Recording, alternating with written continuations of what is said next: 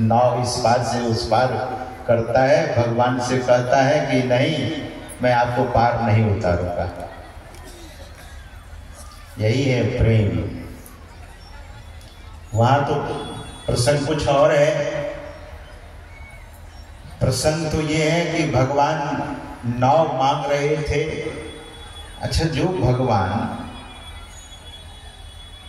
भगवान का नाम लेकर भवसागर से पार लोग कर जाते हैं, वैसे भगवान साधारण गंगा पार नहीं कर सकते थे। भगवान तो पार कर ही सकते थे, लेकिन देखिए भगवान श्री राम केवट से नाव मांग रहे हैं कि लाओ जरा नाव। तो केवट इस पार में नहीं है, केवट तो उस पार में है, और उसी पार से कहता है कि मैं आपके मर्म को जानता हूं, मैं नाव लेकर नहीं आऊंगा। ब्रह्मा जी को थोड़ा सा आदेश हो जाए तो 100 ब्रह्मा खड़ा हो जाए सेवा करने के लिए, और ये छोटा सा केवट भगवान से कहते हैं कि मैं नाव लेकर नहीं आऊंगा। जैसे मना किया, लक्ष्मण जी तम आ गए। अरे मेरे प्रभु को तुम जानते नहीं हो। इनका जब आदेश होता है, एक बार अगर इसकी भौहें टेढ़ी हो जाती है तो समुद्र में उछाल हो जाता है। और साधारण केवट कहता है कि मैं नाव नहीं लेकर आऊंगा, लेकिन कहने में बड़ा विनम्रता है।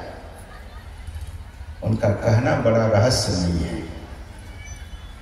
मैं अक्सर कहा करता हूं सज्जनों, मैं निवेदन किया करता हूं कि हर कथा का एक आध्यात्मिक अर्थ है। भगवान की लीला को तो साधारण रूप से सुनने पर लोग कहते हैं कि भगवान ऐसा। सीता जी के लिए रोने लगे, और रोए तो कहाँ रोए? पेड़ों के पास, झाड़ों के पास। पेड़ पौधे के से जाकर भगवान पूछते हैं कि तुम देखी सीता मृग नहीं। भगवान क्या नहीं जानते हैं, लेकिन लीला, हर लीला का रहस्य है। तो भक्ति के भी रहस्य को समझना पड़ता है। भक्ति के वश में आकर ही आज केवट ऐसा कह रहा है।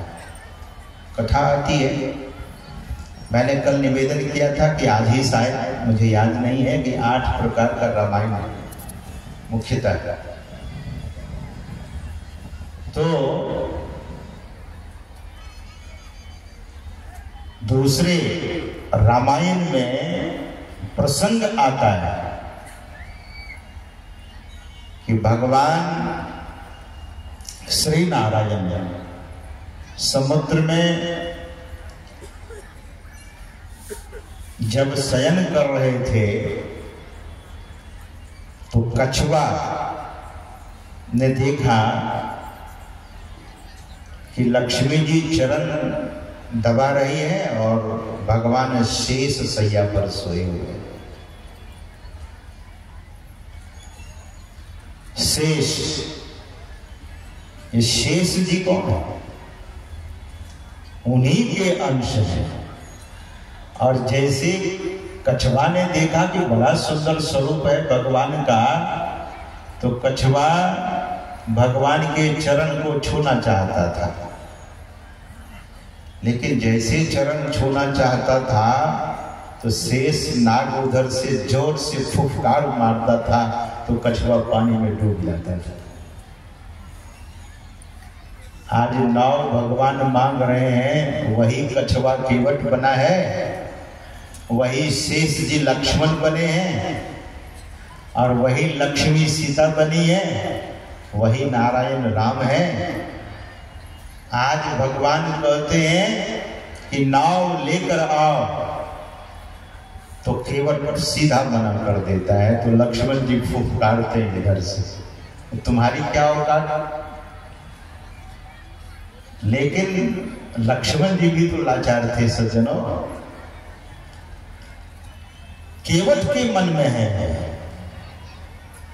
एक समय था, कभी कभी ऐसा होता है, देखा जाता है,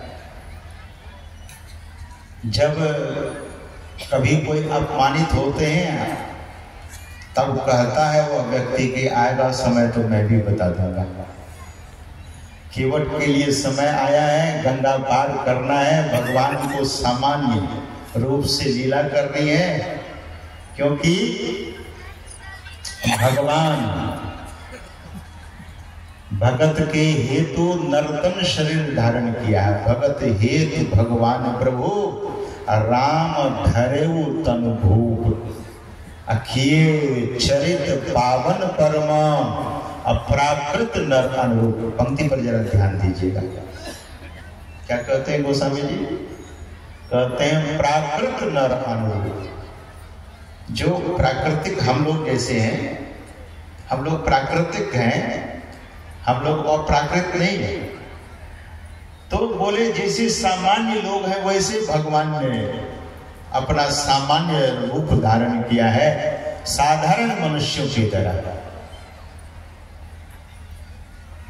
देखिए भगवान तो देखते ही हैं कि पक्षपात नहीं किया जाए।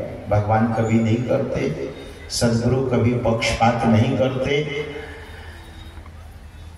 नेता लोग जब पक्षपात करते हैं तो लोग कहते हैं कि बड़ा पक्षपाती नेता है, अब इसको वोट नहीं देंगे। क्यों? अब भगवान अगर पक्षपाती हो गए तब उनको कौन मानेंगे? तो ईश्वर कभी पक्षपाती नहीं होते। और जिस मंच पर हम आप बैठे हैं, जिस सभा में बैठे हैं, ये भी पक्षपात रहित मंच है। गोस्वामी जी कहते हैं इहान कछु पक्षपात राखो, वेद पुराण संत मत भाखो। ये संत मत का ज्ञान है सज्जनों। तो केवट मन ही मन लक्ष्मण जी से कह रहे हैं कि कितना भी आप फुफकार मार लीजिए, लेकिन नाव तो मैं लाऊंगा अपनी मर्जी से। आप चरण नहीं छोड़ने देते थे, आज मैं चरणों को पखारूंगा। तो भगवान के सामने बहुत कहने पर, जब श्री राम जी ने बहुत बार कहा, तब केवट ने कहा कि सुना है आपके चरण से पत्थर नारी हो जाता, नारी बन जाती है। तो पत्थर नारी हो जाए, हमारा नाव तो लकड़ी का है, लकड़ी की नाव तो तुरंत और भी जल्दी पत्नी बन जाएगी, कोई नारी बन जाएगी। और वो नारी होगी तो हो सकता है हमें ही पकड़ ले, और पकड़ के अगर हम घर ले जाएंगे तो हमारी पत्नी पूछेगी कि ये किसको लेकर आ गए। तो बहुत तरह की बात सज्जनों, नाव इस शर्त पर केवट लाता है, भगवान से कहता है कि आपके चरण को पुकारूंगा तब नाव लेकर आऊंगा। ये चरण में पखारूंगा तब नाव से पार उतारूंगा। भगवान ने उनकी शर्त को मान लिया। एक ब्रह्मांड नायक एक साधारण केवट की बात मान लेते हैं। सज्जनों, हम सबों के भीतर में वो प्रेम होना चाहिए।